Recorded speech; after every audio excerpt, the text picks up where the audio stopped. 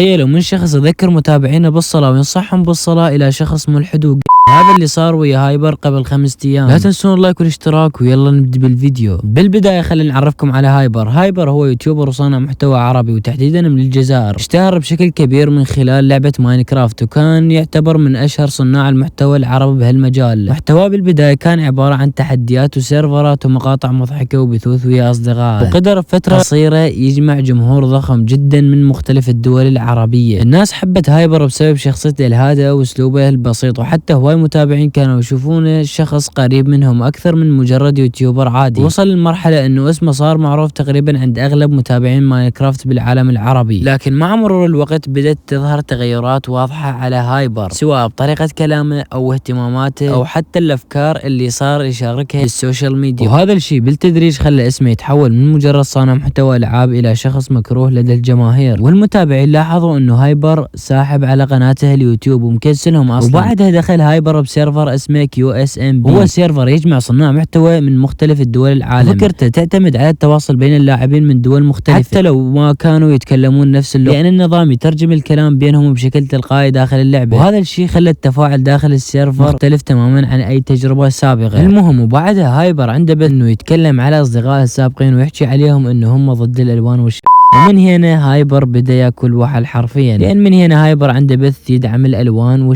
والعياذ بالله. وبعدها هايبر نزل قرار وبشكل رسمي على صفحته بتويتر انه هو صار ملحد وترك الاسلام. وهذا هو القرار الرسمي لهايبر اللي نزله بتويتر. ولو حاولنا نترجم بعض الكلمات انه هايبر يقول انه هو ترك اصدقائه السابقين اللي كان يلعب وياهم بسيرفرات ويلعب وياهم باول شهرته، وانه هو تعرف على اصدقاء جدد من ثقافات مختلفة وديانات اخرى، وانه هو يقول بالقرار انه ترك بلده وعاش بغير بلد، ونقدر نقول سوى ديسكونكت من الاسلام والعرب باختصار، لان المتابعين اكتشفوا انه مسوي قناة اجنبية اللي هي اسمها هايبر آلسو وينزل بيها فيديوهات باللغة الانجليزية. هذا يعني رسميا تحول اجنبي، لكن مسوي شغلة مميزة انه ما يصير اي دولة عربية تشاهد محتواه الا اذا فتحت VPN اتصلت على دولة اجنبية وراح تطب على قناته وتشوف الفيديوهات مالته اللي منزلهن باللغة الانجليزية. والله العظيم لحد الان ما مصدق انه هايبر سوى هيك. تخيلوا هايبر بداية شهرته او بداية فيديوهاته